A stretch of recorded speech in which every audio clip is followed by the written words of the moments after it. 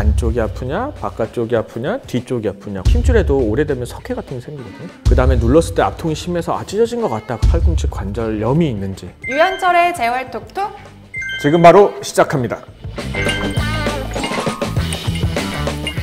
공으로 하는 스포츠 중에서 가장 많이 알려져 있는 스포츠는 아무래도 축구와 야구겠죠. 근데 또 공으로 하는 스포츠 중에서 가장 많이 부상을 입는 운동 중 하나는 바로 골프와 테니스입니다.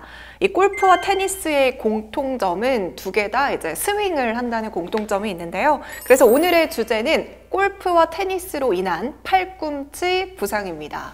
원장님, 골프, 테니스, 스윙 동작이라는 공통점이 있잖아요. 그쵸. 이 팔꿈치 쪽에 부상을 입는 원인이 따로 있을까요? 제일 많이는 충격 때문이겠죠. 네.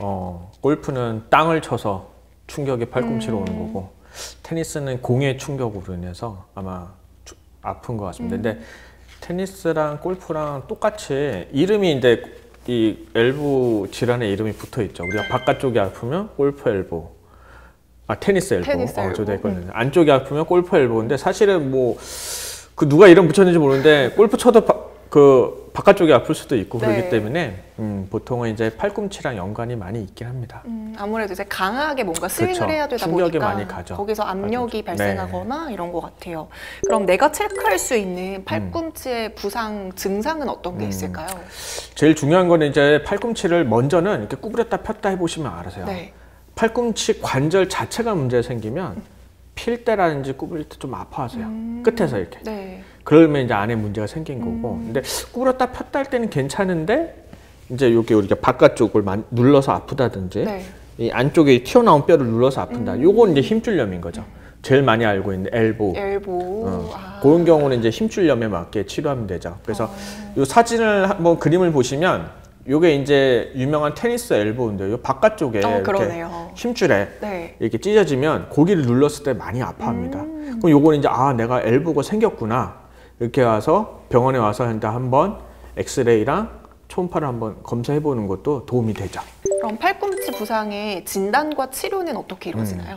그러니까 진단은 일단은 어디가 아프냐가 이제 중요하겠죠. 안쪽이 아프냐, 바깥쪽이 아프냐, 뒤쪽이 아프냐. 거기에 맞게 이제 의심을 할 수 있고, 엑스레이를 찍어서 혹시 엘보 힘줄에도 오래되면 석회 같은 게 생기거든요. 석회가 있는지 그런 것도 한번 편발하고, 그 다음에 눌렀을 때 압통이 심해서 찢어진 것 같다. 그러면 또 초음파를 통해서 초음파를 한번 보기도 하고요. 관절 안은 혹시 이제 뭐 연골이 손상당하는 경우도 종종 있거든요. 그런 경우는 이제 초음파상에서 잘 몰라요. 그럴 때는 이제 MRI를 찍어서 팔꿈치 관절 안에 염증이라든지 연골의 상태라든지 팔꿈치 관절염이 있는지 또 그렇게 보는 경우도 있습니다.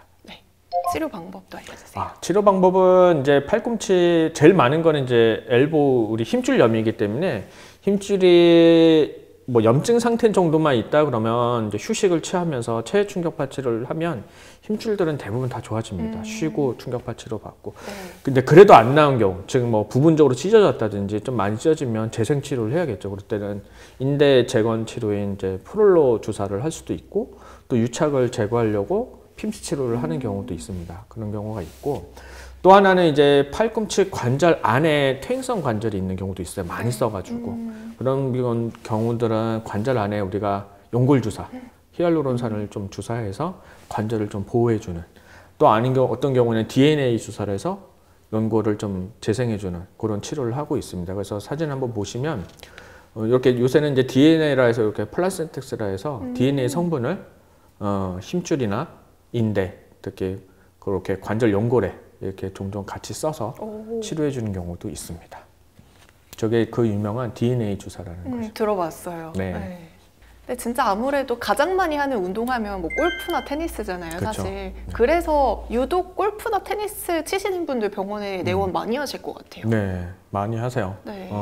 근데 골프, 테니스도 이게 한번 중독 있잖아요. 저도 뭐 골프 치지만 이게 웬만큼 아프면 또 칩니다, 이게 계속. 근데 그런 이제 문제가 되세요. 아플 때는 치지 말라면서요. 쉬어야 되는데 이게 재밌거든요. 제가 심하지 않은 경우에 한해서는 좀 치료하면서 연습은 좀 줄이시고 필드만 나가셔서 좀 치시라 이렇게 조금 삶의 그런 방향을 좀 교정을 해드리기도 하고요. 근데 심하게 찢어지신 분들은 무조건 쉬셔야 됩니다. 그쵸. 치료 적극적으로 하시고요. 본인도 아파서 못 하실 텐데. 그렇죠. 그쵸? 그리고 나서 나중을 위해서 지금 치료받는다 생각하시면 돼요. 왜냐면 골프가 우리가 1년, 2년 칠 것도 아니고 테니스도 그쵸. 마찬가지고요. 나중에 노년이 돼서도 즐기시려면 치료받을 때 제대로 받으셔야 완전히 잘 낫고 그 다음에 오래오래 치시는 거를 추천드립니다. 네. 아프실 때 골프 치시면 잘 쳐지시나요? 근데 이게 조금만 다칠 때는 또 칠 때는 잘 몰라요. 왜냐면 이제 재밌고 이제 하는. 근데 치고 나서 이제 더 아파하죠. 그렇기 때문에 이제 조심하셔야 돼요. 네, 칠 때는 또 잘 모릅니다. 그쵸. 물론 많이 다친 경우는 계속 아파하죠. 근데 뭐 비즈니스 때문에 그럴 수도 있고 여러 이제 환경 때문에 치시는 분들도 있는데요. 그런 경우는 조금 제가 봐도 조금 걱정이 되죠. 그래서 일단은 운동하시더라도 그렇게 조절하셔야 되고요. 또 하나 주의할 거는 치료하는 동안에는 우리가 골프나 테니스 하고 나서 꼭 이제 음주, 술 좋아하시는 분들 맞아요. 꼭 있어요. 근데 이제 우리가 술을 드시면 우리 몸에 염증을 유발합니다. 그래서 얼굴이 이렇게 붉어지고 그것도 염증 반응이거든요. 그러니까 엘보 치료 받을 때는 술, 특히 술 같은 것도 금주하시는 게 네. 치료 향상에 그쵸. 도움이 많이 됩니다. 회복이 더뎌지니까 그쵸. 금주하시면 좋을 것 같고요. 그러면 치료 중 그리고 치료 후에는 어떤 방법으로 관리하면 좋을까요? 치료 중에는 방금 얘기했듯이 우리가 네. 금주도 하고 치료하면서 보시면 되고요. 치료 후에는 이제 테니스나 골프를 서서히 하는 거죠. 뭐 골프를 예를 들면 이제 퍼팅이나 숏게임부터 연습을 하는 겁니다. 드라이버부터 빵빵 치면 다시 힘줄이 나가기 때문에 네. 어프로치다든지 숏 아이언을 갖고 조금씩 해보시면서 병원을 다니시는 겁니다. 이렇게 다니시면서 제가 이제 봐서 괜찮으면 이제 아이언 한번 쳐보셔라. 그 다음에는 또 다음 단계로 올려. 그래서 모든 운동, 테니스도 마찬가지고 네. 처음에는 천천히 점진적으로. 점적으로 올려가면서 진료를 보시고요. 이제 어느 정도 치료가 한 80% 도달했다. 그러면 본인이 이제 운동하면서 중간중간에 근력 운동하고 운동 후에는 냉찜질도 해주시고요. 운동 전에도 후에도 충분히 스트레칭을. 우리가 요새는 뭐 그런 스트레칭 기구들이 많이 있잖아요. 네. 우리가 뭐 폼 롤러도 있고, 맞아요. 그리고 이렇게 볼 같은 것도 이렇게 마사지 볼로도 충분히 마사지 해줄 수 있기 때문에 그런 것도 도움이 많이 될 것 같습니다. 원장님은 또 이제 골프도 직접 치시다 보니 부상을 방지하기 위한 나만의 꿀팁 이런 거 있으면 알려주세요. 저는 네.